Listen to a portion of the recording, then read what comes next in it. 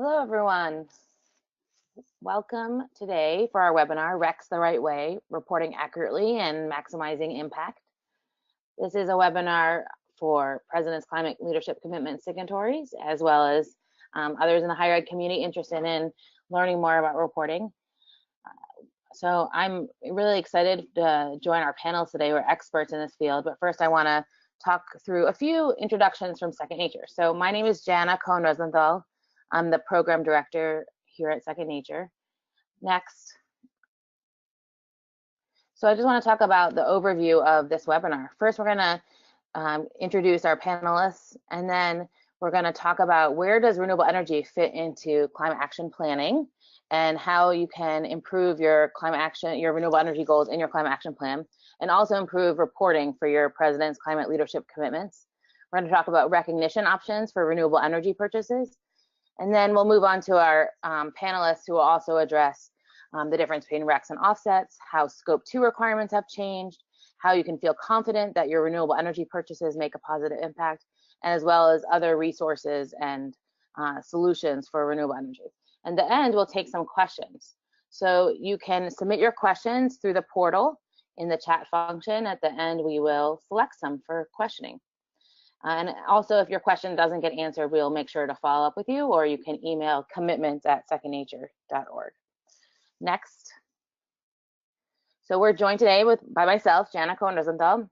I'm the Climate Programs Director at Second Nature, and my background is as a sustainability coordinator. And I had worked on renewable energy projects on campus and also had been involved in marketing renewable energy through a local nonprofit.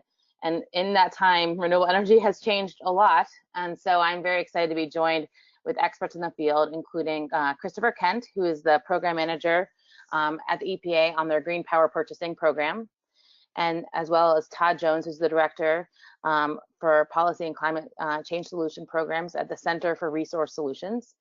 And CRS has provided many great tools and resources. You might be very familiar with the Green E program. So, and he will talk more about that. Next. I also really want to thank our corporate sponsors at Second Nature who help us put on webinars and provide other resources to signatories, including FOVIA, Customer First, Greener You, and Open Road Renewables. As well as I also want to thank our Honor Society level signatories who help contribute above their annual dues to support under-resourced schools and provide new resources. Next. So this is very exciting. In about 3 weeks, our annual reporting period closes here for climate commitment signatories. And so on May 1st is the deadline to get in what's called the annual progress evaluation. Next. You can see that this progress evaluation is on a signatory dashboard for the carbon commitment. And this is where the GHG information is included. The GHG information includes renewable energy use, includes all of your fossil fuel energy use, and a lot of data. And once you put it in, it visualizes your impact and is a public statement of your progress. Next. And if you are doing the climate commitment, you also have another resilience assessment report due. And that's kind of a parallel to a GHG inventory in terms of assessing resilience. But we're not going to address that today.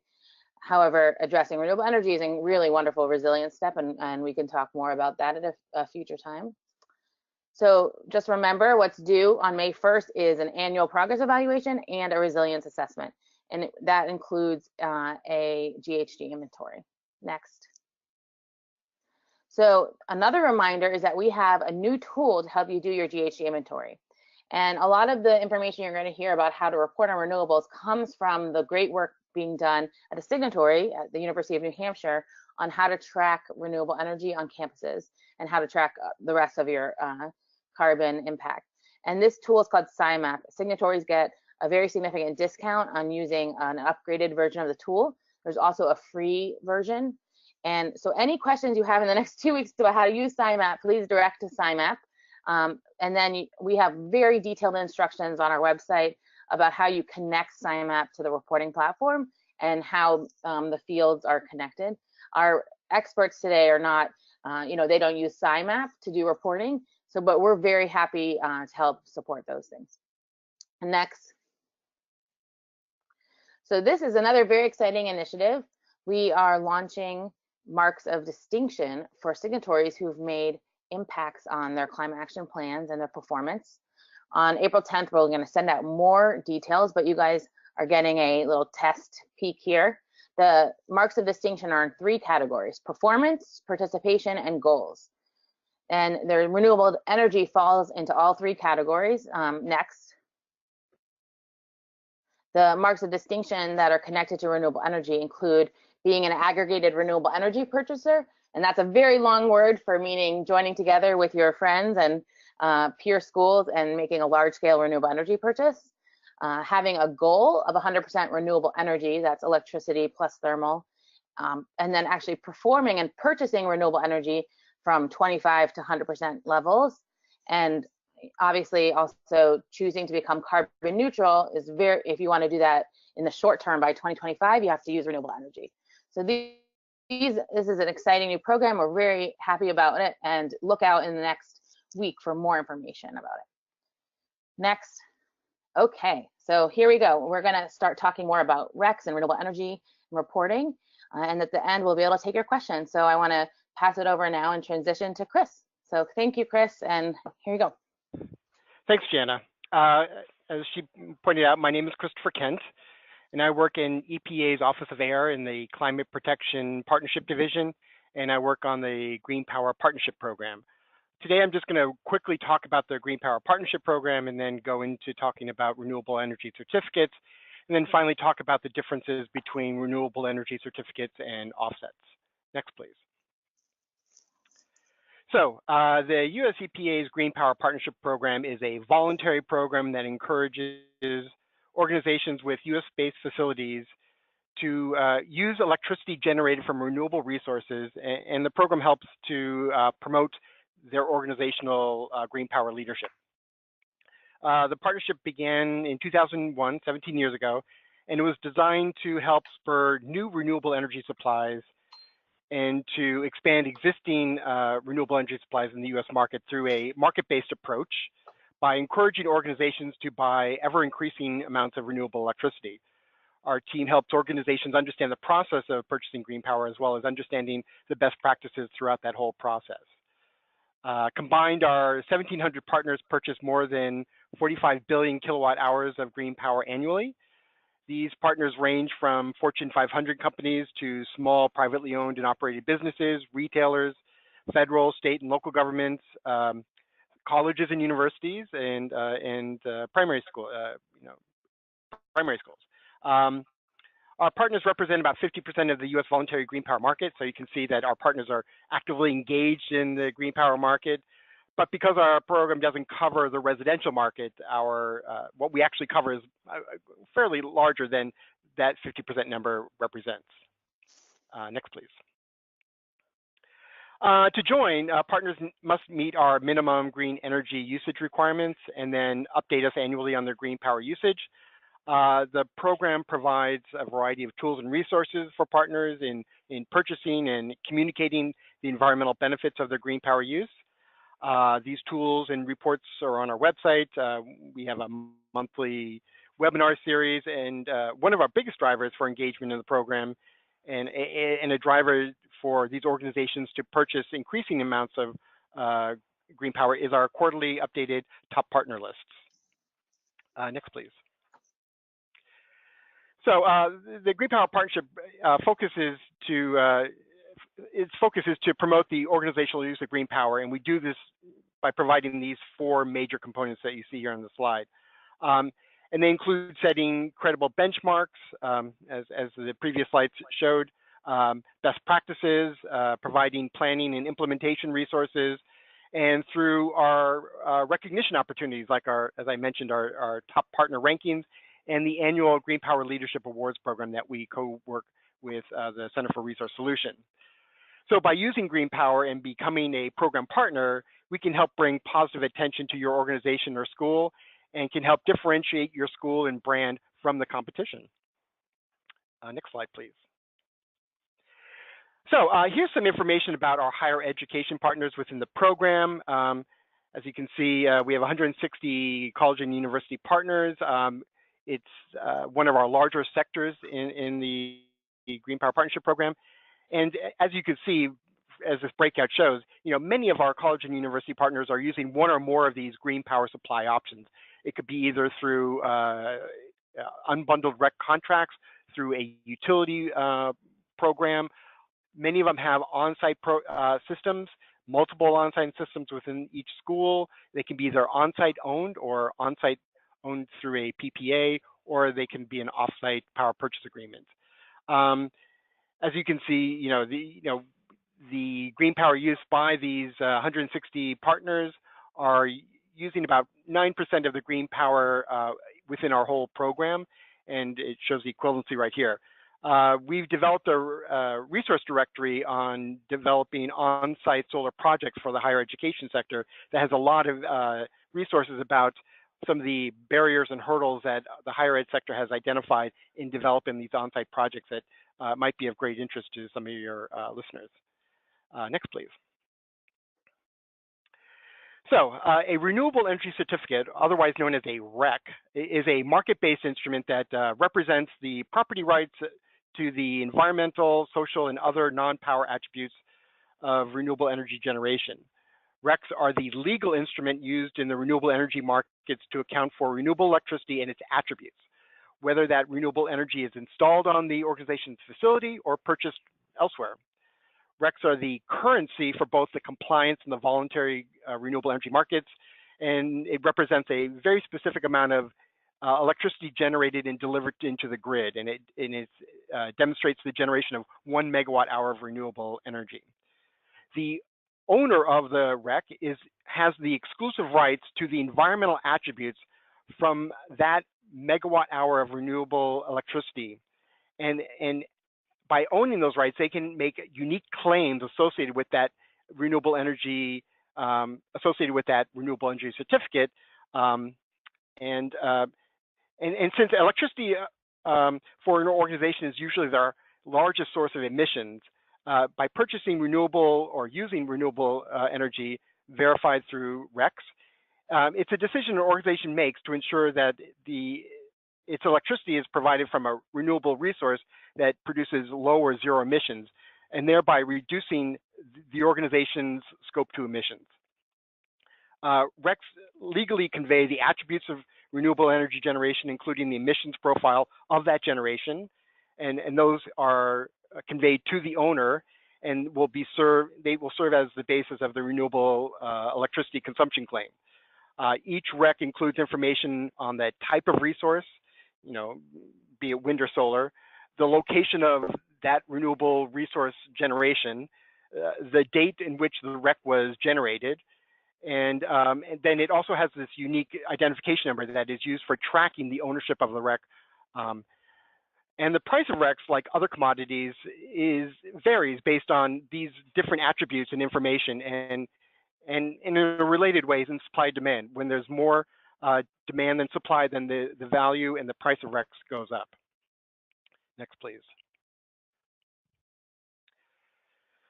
Because the physical electricity we receive through the utility grids has nothing of its origin and how it was generated, RECs play an important role in tracking and in assigning ownership to the renewable energy generation and use.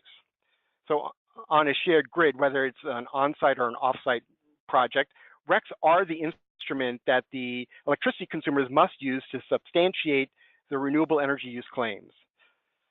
And RECs are inherent to all green power procurements, be it from unbundled renewable energy certificates to utility green power supply options to your own on-site or off-site renewable energy project.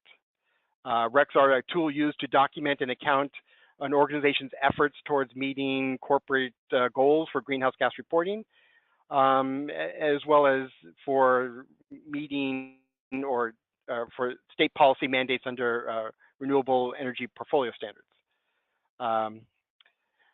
Purchasing RECs reduces the supply of available RECs in the marketplace. Right now, the supply of RECs is greater than its demand. But by purchasing RECs, it sends an indirect signal to the market that there's interest in this, and it will develop more supply and can incent the development of other new renewable energy projects. But for some organizations, being able to claim that you're using renewable energy and having an indirect impact on new project development isn't enough. So many of these organizations want to have a direct impact on new project development. And to claim to be using renewable electricity and to be having a direct impact on reducing their emissions, that organization must play a much more significant role in making that project viable. Next slide, please.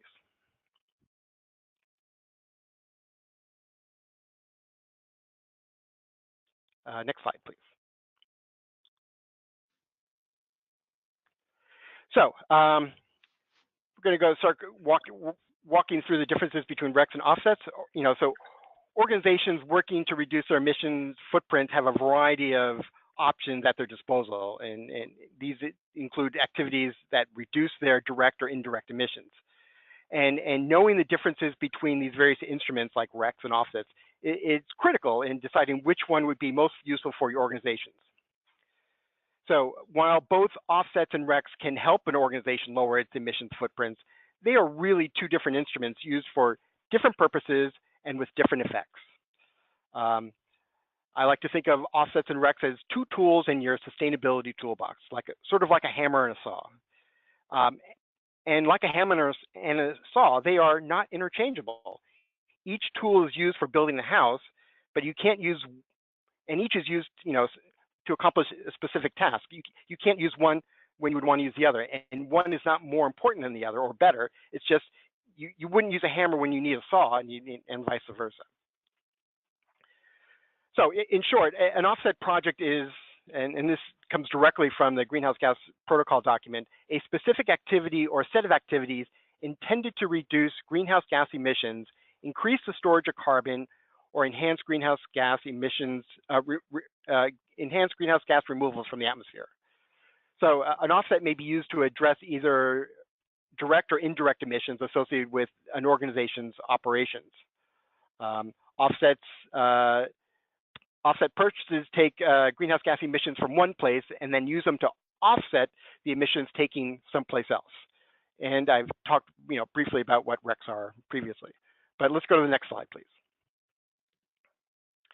So this graphic shows the balance of purchasing an offsets equal to the sum of the organization's scope 1, 2, 3 emissions. An offset project must be deemed additional, and resulting emissions reductions must be real, permanent, and verified. And offset credits issued for verified emission reductions must be enforceable. Offsets are often used for meeting voluntary commitments to lower an organization's greenhouse gas emissions, where it's not feasible for that organization to lower its organization's direct or indirect emissions. So they are offsetting, they're purchasing these offsets from a different place and using them for their on-site emissions. Next slide, please. This graphic sort of depicts the renewable energy certificate process. It shows the difference between two organizations, one using a grid average electricity and one organization engaged in a renewable energy project and getting RECs from that project. As previously noted, RECs are the legal instrument used in the electricity markets to account for renewable electricity and its attributes.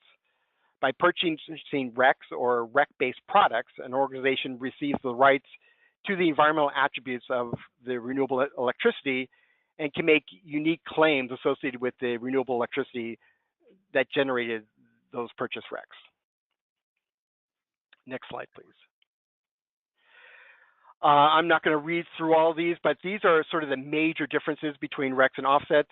When you look at the unit of measurement, the unit of measurement for an offset is typically 1 metric ton of CO2 equivalents, whereas RECs are based on 1 megawatt of renewable electricity. The sources, offsets can come from all different types of projects that lower, remove, or avoid emissions, where RECs are only generated from renewable energy resources. The purpose, again, going back to that tool analogy, they're two different instruments for two different purposes. Offsets represent emission reductions and provide support for emissions reduction activities. RECs or REC-based green power supply options. They expand the consumer choices in electricity sources and convey the environmental attributes associated with that renewable electricity, which impacts their renewable energies claims. You know, the accounting guidances are different. You know, offsets can be used to negate or offset an organization's scope 1, 2, or 3 emissions. RECs allow an organization to lower their market-based scope 2 emissions from purchased electricity. The claims are very different between these two. Not surprisingly, the buyer of an offset can claim to have reduced or avoided direct greenhouse gas emissions, whereas a buyer of a REC can claim to use 1 megawatt hour of renewable electricity from a low or zero emissions resource. It's our recommendation from the Green Power Partnerships Program that purchasers of RECs should avoid using confusing statements saying, by purchasing a REC, I'm offsetting my emissions. It muddies the water. One of the more contentious and often confusing issues associated between these two instruments is additionality, but it doesn't need to be because it's pretty straightforward. You know, for every offset project, it's required that they meet a series of tests to ensure that the project represents real and enforceable reductions. I'm not going to go through what all these tests are, but additionality is one of those tests. This additionality requirement for an offset project is central to its ensuring that the emissions reductions that you are getting are equivalent to the emissions reductions from your operations. And the combination of these various tests will demonstrate the additionality based on the type of project. For RECs, there is no requirement to demonstrate additionality when applying them to an organization's scope 2 emissions. It's not a requirement, it's not there. So those are the sort of the basic differences. EPA just recently, if you go to the next slide, please. There's a bunch of resources that we like to identify. One that we highlight is this video it's a very short video, about 4 minutes, that sort of talks what RECs are, and it's rather inventive, I think. Another new document that we just put out is under this difference between offsets and RECs. And another great resource is from CRS, which talks in very plain language and very clearly about what are the real differences between the RECs and offsets.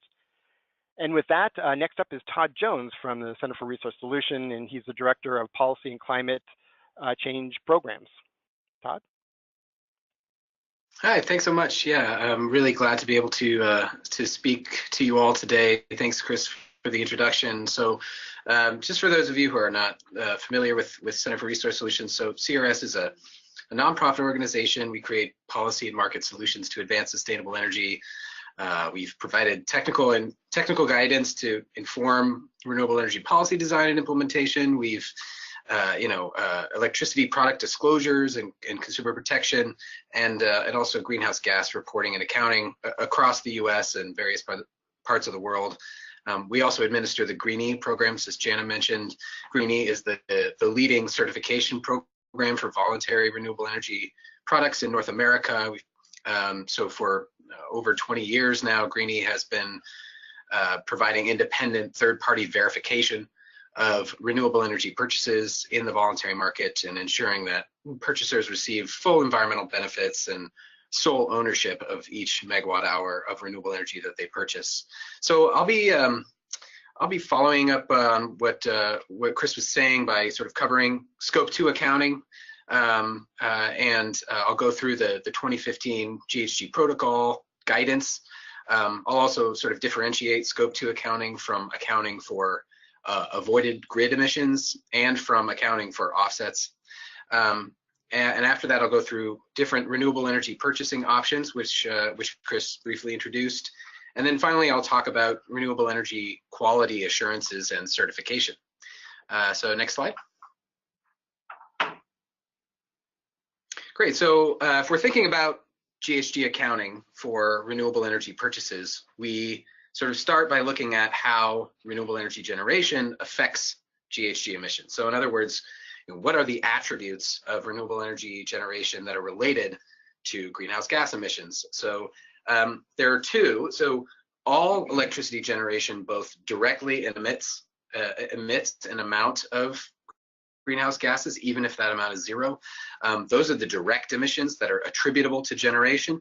And in addition, it also causes a net change to GHG emissions from other sources on the grid as a consequence of that generation, as generation is displaced or avoided, and we call those avoided emissions.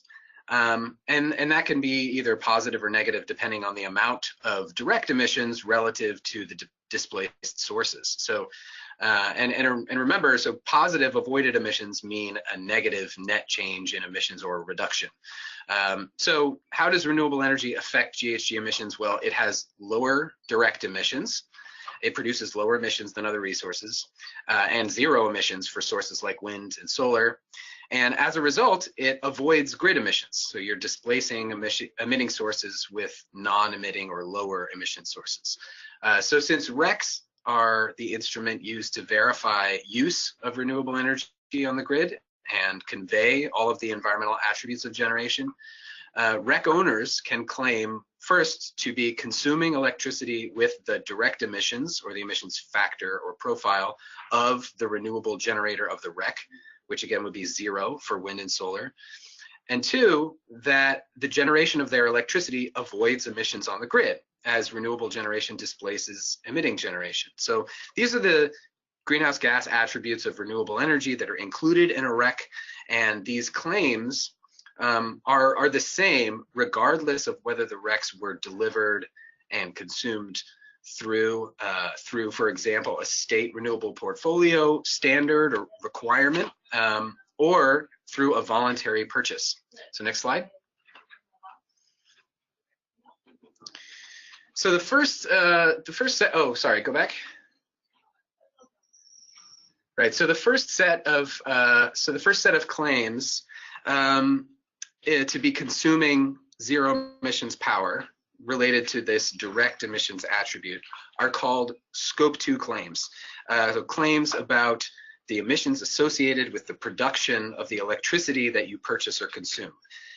So when we think about carbon footprint for scopes 2 and 3, it's always what am I buying, or what service am I using, and what are the emissions associated with the production of what I'm buying or the service that I'm using.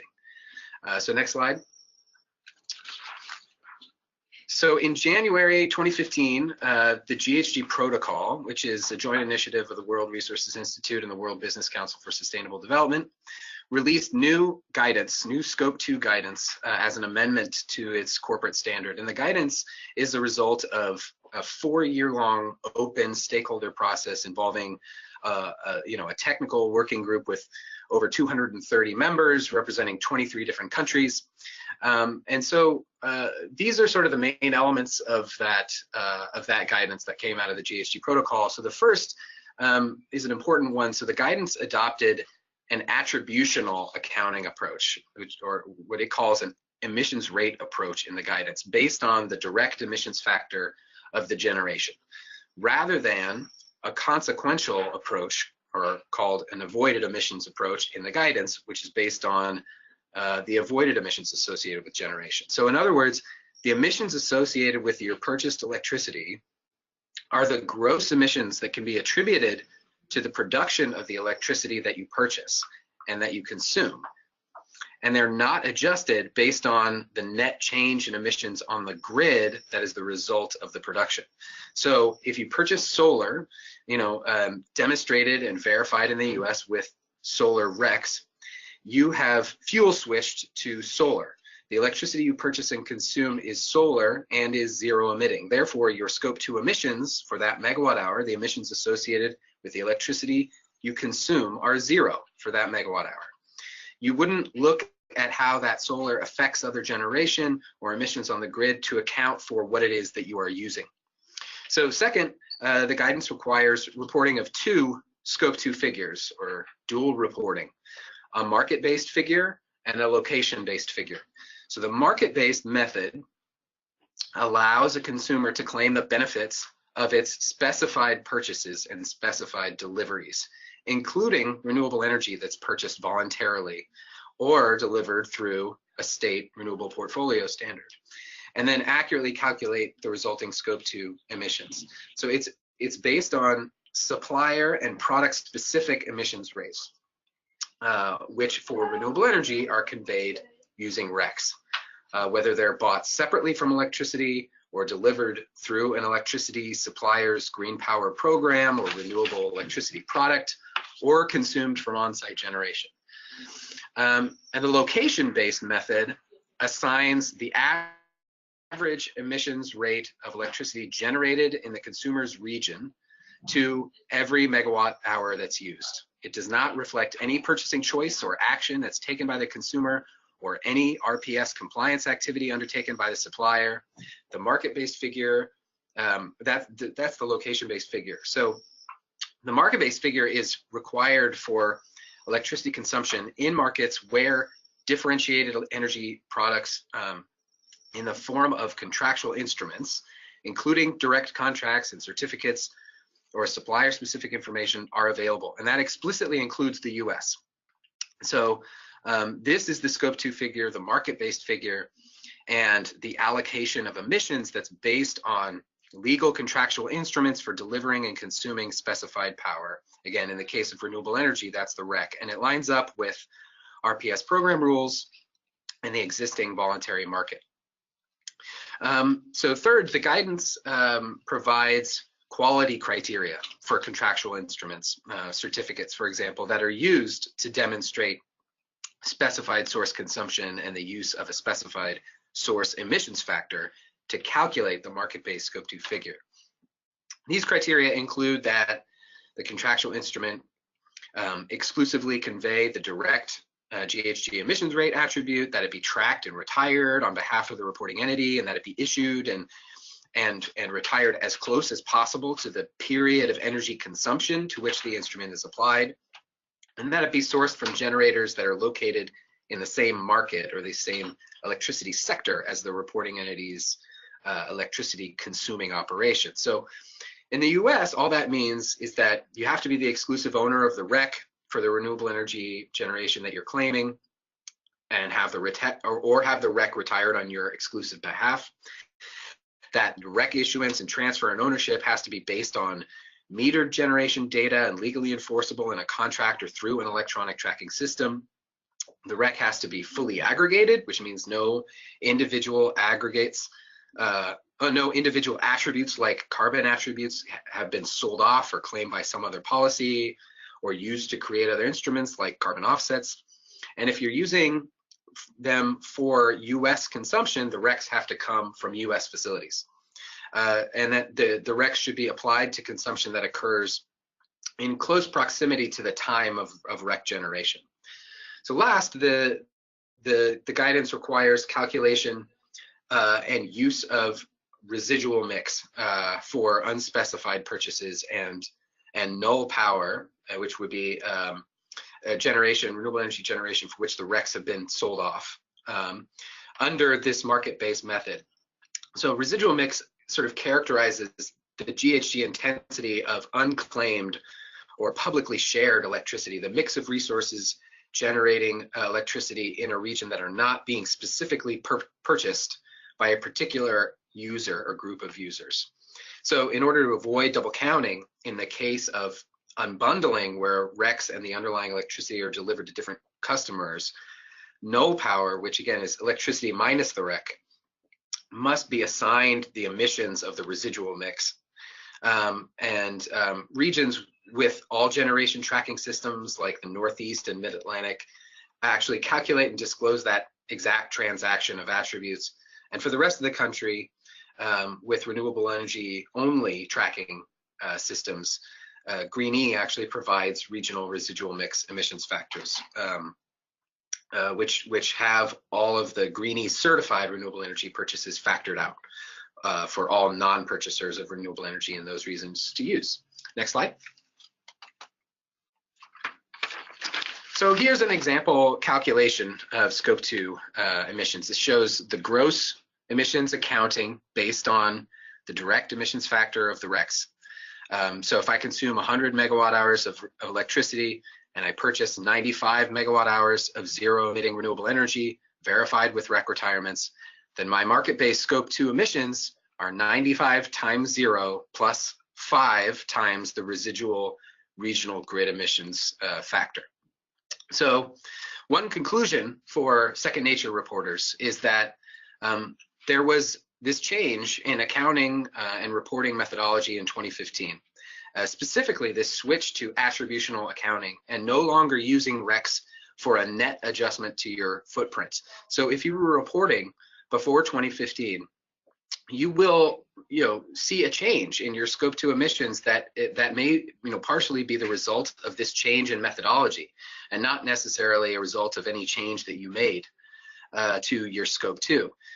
So we wouldn't say that you necessarily need to go back and recalculate your pre-2015 scope 2 emissions, but it's important to understand that what sort of happened there so you could explain it to your stakeholders. So for example, when you see where you might see sort of steep reductions in reported gross scope 2 numbers after 2015, that may reflect that change to the WRI guidance that occurred in 2015, but it also may simply reflect that your school or the school that you're looking at started purchasing renewable energy in some years and maybe didn't purchase renewable energy in other years, or that they began making large purchases and investments in renewable energy in a certain year and on an ongoing basis. So next slide.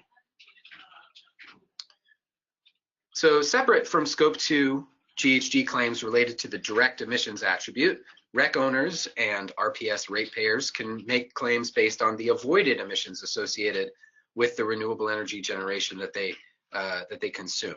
So REC purchasers can claim that emitting generation was displaced or avoided on the grid as a result of the renewable energy generation that they are using. So again, RECs don't deliver offset claims. So the avoided emissions are included in a REC so that voluntary renewable energy sales and RPS programs can deliver these benefits and so that they're not sold off separately, for example, in a carbon offset. But these avoided emissions are typically sort of approximated using non-base load or marginal emissions rate in the area of the REC generator. So next slide. So the next slide is, this is an example of avoided emissions calculations. And just to reiterate, avoided emissions, this avoided emissions figure cannot be used in scope 2 emissions accounting or otherwise to lower a consumer's carbon footprint. The avoided emissions claims made by REC owners are not equivalent to carbon offset claims. They are just a reflection of the renewable generation's effect on the grid. And the REC purchaser is just claiming use of that generation. They are not reductions necessarily caused by the consumers purchased. They are not necessarily global emissions reductions. So RECs really, again, should not be confused with or treated as carbon offsets based on the avoided emissions in general, and or used as a net adjustment to one's carbon footprint. Next slide. So this is just let's just compare that to accounting for offsets. So unlike RECs, offsets are used as a net adjustment to your gross emissions or footprint. You calculate your total emissions and then you subtract the offsets. So again, offsets are this global emissions reduction that you can use, and you can use them to offset any of your emissions, direct or indirect, any part of your footprint. And here's an example calculation of that. Next slide.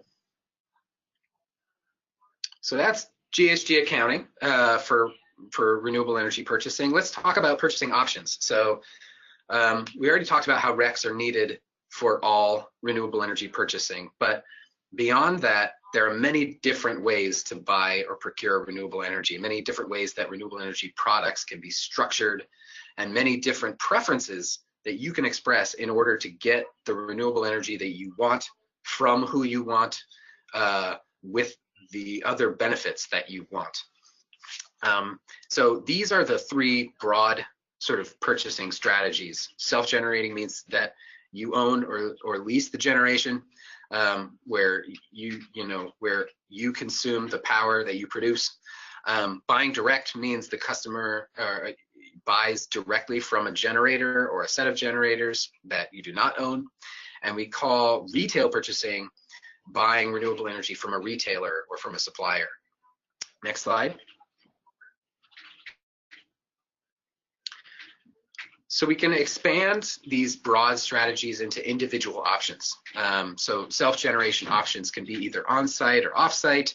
Owned generation means the buyer finances, builds, owns, and operates the generation equipment. This, requires a potentially large initial upfront investment, but may in fact result in cost savings over the long term.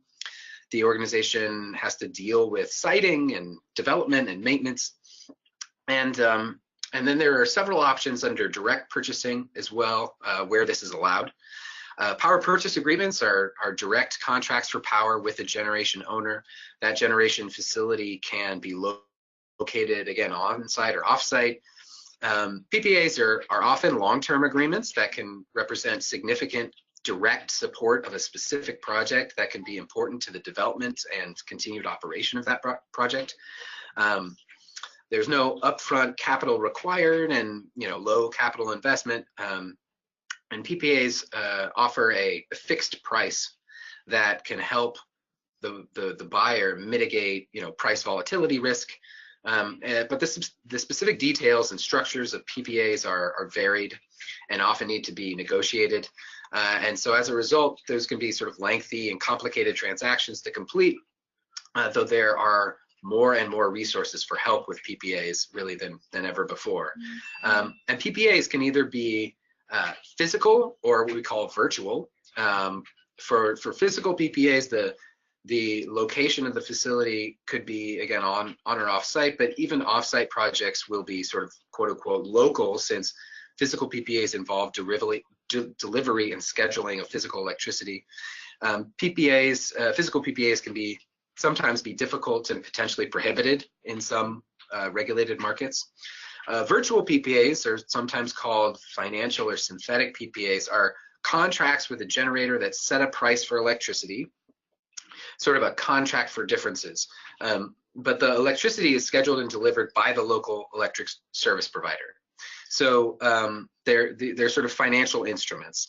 The buyer agrees to pay a fixed price for each megawatt hour produced by a project and delivered to the grid, and in exchange, the buyer receives the applicable market price for that energy for each delivered megawatt hour. And in addition, the buyer receives the RECs associated with the megawatt hours that are sold. So that provides the buyer with sort of a hedge against increased electricity prices and the renewable energy generation attributes that redefine the attributes of power received from a local supplier. Virtual PPAs typically require a long-term, somewhere between maybe like 12 and 25 years. And so that's all I'll say about that. I'm happy to answer any other questions about virtual PPAs. I'm going to skip over direct attribute only as well for the sake of time. Let's go to sort of utility options. So in the case of a utility or supplier, sorry, can we go back to the previous? Yeah, utility or supplier renewable energy options where these are offered or available. In this case, participating customers purchase renewable electricity from a retail electricity supplier.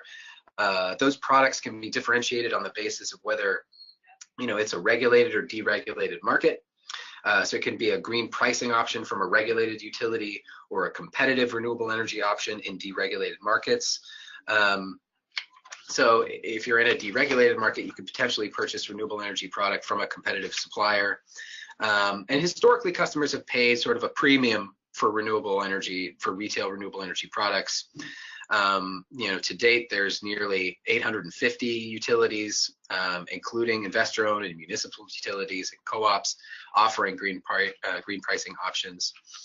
Direct access tariff, so is a purchase of green power from a utility with a fixed price. It's sort of a passing through the economics of specific facilities that are used to supply renewable energy, so often lower or indexed to be below local electricity prices, and those products are often restricted to corporate or large commercial users, but could be offered to residential customers as well. You have community renewables programs in some regions. So community renewables programs, also sometimes called community choice aggregation or municipal electric aggregation, are in general terms, where a city or municipal region aggregates the demand of its customers, effectively acting like a large buyer in the market. And the transmission and distribution continues to be provided by local distributors, and these programs can act as alternatives to traditional suppliers in regulated markets, but they're also sometimes allowed in some deregulated markets like Massachusetts and New York and New Jersey. And very often the motivation behind those programs is actually procurement of local renewable energy that reduces emissions sort of beyond compliance. And then we talked a little bit about unbundled RECs, but again, that means purchasing the renewable energy generation attributes conveyed in the REC separately from the electricity, sort of as a standalone product. And you, the buyer, sort of would pair those attributes with the physical electricity that's delivered to you by the local electric service provider. And unbundled RECs can be sold by utilities or competitive providers, as well as by companies that don't sell electricity. We call those REC marketers. And unbundled RECs are typically purchased in sort of one-time transactions, as opposed to sort of enrolling in a utility program, which continues basically until you opt out, or as an alternative to like a 10-year, 20-year purchase agreement. Although you can certainly ask for long-term contracts for unbundled RECs. But if not, you need to sort of repeatedly purchase over time. Unbundled RECs don't really offer any cost savings, except perhaps relative to other options, or sort of a price lock-in to the organization, since RECs are RECs are often the sort of the lowest upfront and short-term cost renewable energy option for companies. Next slide, please. So lastly, I just want to talk about quality assurances and certification in the voluntary market, and it comes down to tracking and verification of supply, again using the REC and use of voluntary standards like Green E to set quality standards for the supply and then verify actual sales. So first, we have the REC. But delivery and receipt of specified generation, exclusive ownership of RECs, can only be verified if it's properly tracked. And so proper tracking and verification is really necessary to prevent double counting. So that would be like double issuance of RECs, double transfer of RECs, and exclusive ownership of RECs. So both the voluntary market and state RPS markets are served really by the same electronic tracking systems. So in these tracking systems, RECs are electronically serialized and issued to registered generators, and they can be transferred and tracked between account holders and ultimately permanently retired or electronically canceled by the entity that's making the claim, or on behalf of an end user making a claim. So account holders indicate whether the RECs have been retired on behalf of an RPS program, or a Green E certified voluntary sale or purchase, or even a specific voluntary customer, sort of allowing compliance and voluntary retirements in the system to be reported separately. And each registered generator has certificates issued, for all of its production. These tracking systems don't really operate as trading platforms or exchanges, the REC sales and purchases are really executed mostly bilaterally or sort of over the counter between contracting parties. And the REC transfers and retirements are often sort of reflected in the tracking system, similar to sort of currency being tracked in bank accounts. But these tracking systems provide exclusive issuance and trading and retirement of RECs, as well as verification of static and dynamic generation data. Next slide. So this is just a map showing the regional REC tracking systems in the US and Canada, and I can answer any questions about them, and you can use this for reference later. Next slide. So yes, we have RECs and we have these sophisticated tracking systems for RECs, but that's still not enough to ensure credibility in a voluntary market. These are just accounting systems. The market needs a quote-unquote regulator.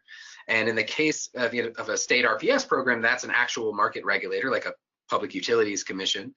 And in the case of voluntary markets, this can be a third-party certifier to verify that the accounting system has been used properly by the seller, and to check that actual sales of renewable energy align with REC retirements in tracking systems, as well as other things like that the instruments have not been sort of undermined or eroded by other claims that are made on the renewable energy or by other state policies that may claim or remove benefits of renewable energy. So you need verification of sales to sort of prevent double selling and exclusive retail ownership. And third-party certification is sort of necessary to verify that attributes have not been double claimed by parties based on different instruments or the underlying physical electricity.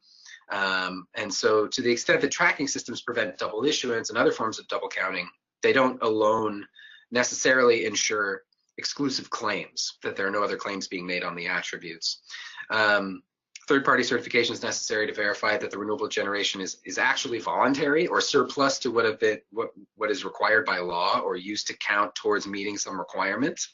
If it's not, then the voluntary purchase is sort of just subsidizing compliance and not really making a difference beyond what otherwise is required. And we call that incremental difference or demand side impact regulatory surplus. And that sort of goes beyond double counting. And so there are a bunch of other benefits here that I'm happy to elaborate on in terms of the assurances provided by third-party certification of the renewable energy. But I'll sort of stop here and thank you again for the opportunity to speak, and I'm happy to answer any of the questions. Thank you. Thank you very much, Todd. This is Jana. So I just wanted to thank Todd and Chris for your efforts. So I have a few things I learned. I love always having a good analogy for RECs and offsets. I'm going to definitely steal the hammer and saw analogy. I also didn't understand that non-energy that's been stripped of its REC, or it's called null energy. That's a really good terminology to use and kind of helps clarify a little bit about how RECs are used. So thank you for that, Todd. So hopefully the rest of our attendees have learned some of these nuggets that they can take back and work with their constituencies. So please put in some questions right now, but I'm going to get started with a few questions we've gotten during the presentation. So we have a question asking, what method should institutions use when reporting to Second Nature and through the President's Climate Commitment? Should they use market-based, location-based, or both? So I'll take a first crack at this just so we can clarify that. I believe SciMap uses the market-based methodology, but Todd also has explained to me that you probably could also track your location-based method just to have on hand. Is that correct, Todd? Yeah, the best practice sort of guidance from the GHG protocol is this dual reporting. So you would report both sort of next to each other. And, like I said, in the US, the market-based method reflects sort of the legal allocation of emissions, and it also allows for consumer choice, and it allows for your purchasing to actually be reflected in GHG accounting, and it's required for the US because there's differentiated electricity, products and sales based on the type of generation. But the location-based, still provides the customer with, extra information basically in the US about what is being sort of generated in the region, and sort of what it'd be equivalent to, like, you going to the store and you can buy a specific product, and then you calculate your footprint based on the purchase of that specific product. But the location-based figure would sort of tell you what everyone else is buying, and would give you a sense of how purchasing of that product is sort of changing on an overall level for your region, and that may inform your decision making. So that's why that location-based figure is provided, and it's sort of an extra decision-making tool. You can make siting and operations decisions based on that number. But if you have a market-based number, then that is sort of the we think the best number for you to look at in terms of an accurate representation of the electricity associated with the electricity that you are actually purchasing. Great, perfect. So here's a great question for both Todd and Chris. What is the decision factor incentive for a renewable energy project developer to choose between selling offsets and RECs? So I'll take a first stab, and then Chris, maybe you can jump in if you like. But as Chris noted, not every renewable energy project that is operating, and by operating and injecting renewable energy to the grid, automatically sort of gets RECs and could be used, by any consumer on the grid.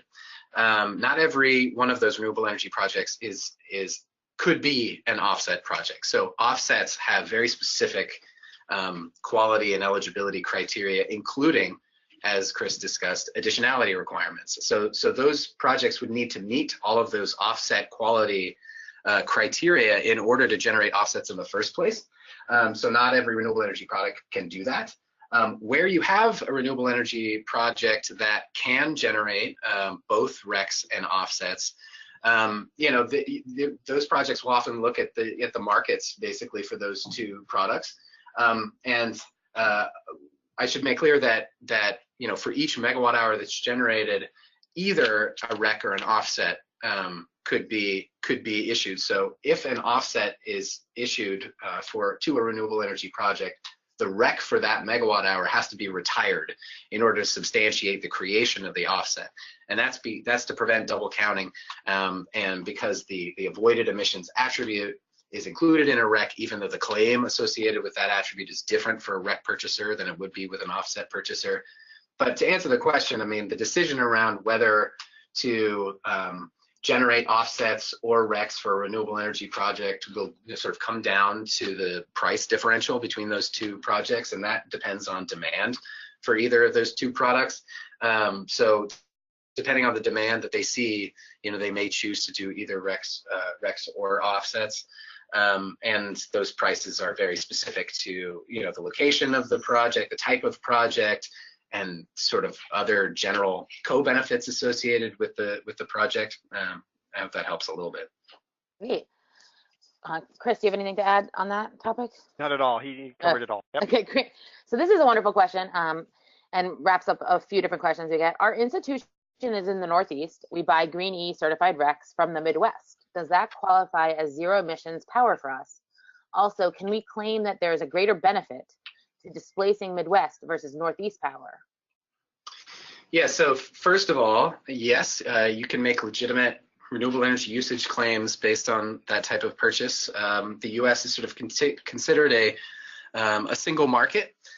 So you can purchase at a consumer that's located anywhere can purchase renewable energy that's located anywhere in the U.S. and make a legitimate usage claim, and as long as there's not double counting, that's a substantiated verified claim based on actual generation, so that's fine.